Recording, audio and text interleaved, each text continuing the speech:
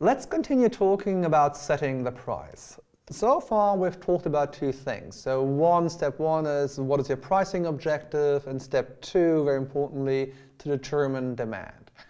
Now the next thing you need to think through are your own costs. So estimating the costs of production. Now obviously that's important because the costs will form the lower ceiling of your price. Right? So typically you don't want to set your price below the level of your own costs. What's important to understand here though is that costs, prices and demand may be quite interrelated, or typically quite interrelated. Now what I have up here in the slide is the experience curve model, and we talked about that model in the previous module on strategy, so I'm not going to repeat that here. But the basic gist, the basic idea of the experience curve model was that as you accumulate production, as you produce more and more, now you will experience learning effects, and these learning effects then will allow you to drop your costs. So what does that mean for your pricing strategy? So we talked about, and when we talked about the demand function, is when you go down with the price, demand will go up. So a company may say, okay, I'm interested in increasing demand, and one way to do so would be to go down to lower the price. Now this will increase demand. Now based on the experience curve model, what they say, well, if demand increases and your production experience accumulates, now this in turn will allow you to achieve advantages, or achieve cost advantages, and to reduce your manufacturing or production costs. Now this in turn may allow you to drop prices even more, to generate even more demand, and so on and so on and so on. Now it's important, the only point I'm trying to make here is that all these three concepts, so costs, prices and demand, they're tightly linked, and you need and you should be aware of that. Still, step number 4, right? Now assuming that you're not working in a monopoly, and there are hardly any markets that are a monopoly. In most markets you have competition. Now if that is the case, you should also look for what the competition does. So what you really should be doing is analyzing the costs, prices and offers of competitors. Now on a very basic level, what are the three possibilities, so three things that may happen? Now number one is what they call peaceful economic behavior. Right? So that the pricing strategy of your company or of your competitors, they're not intended to harm other players in the marketplace. So everybody basically follows their own pricing strategy without much regard to what the other parties are doing. Now number 2 is what they call a cooperative pricing behavior, meaning yes, so companies start looking at what other companies do, but mostly this happens in some kind of cooperation, right?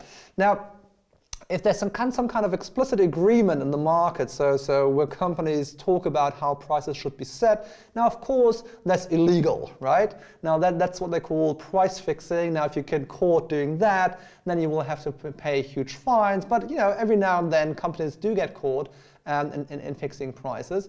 But also in many cases there may be some common or some kind of implicit agreement that the pricing strategy should follow in a cooperative manner, right? So companies not attacking other companies through their pricing strategy.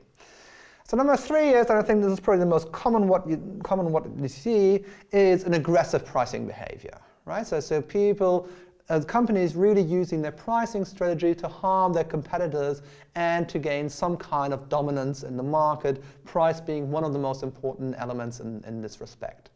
Now this can very often, whether that's intended or unintended, that can lead to what we call price wars.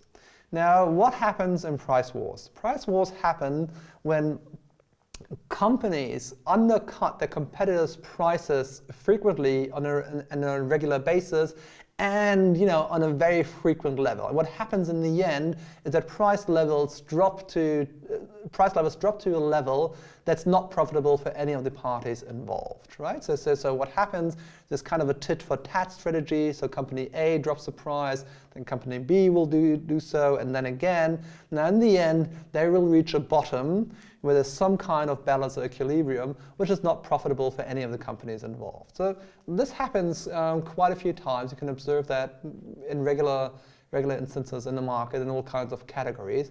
Now, why does it happen? So why do you think that stuff happens. Now, one of them could be, now there's an exaggerated focus on market share. So many talked about that.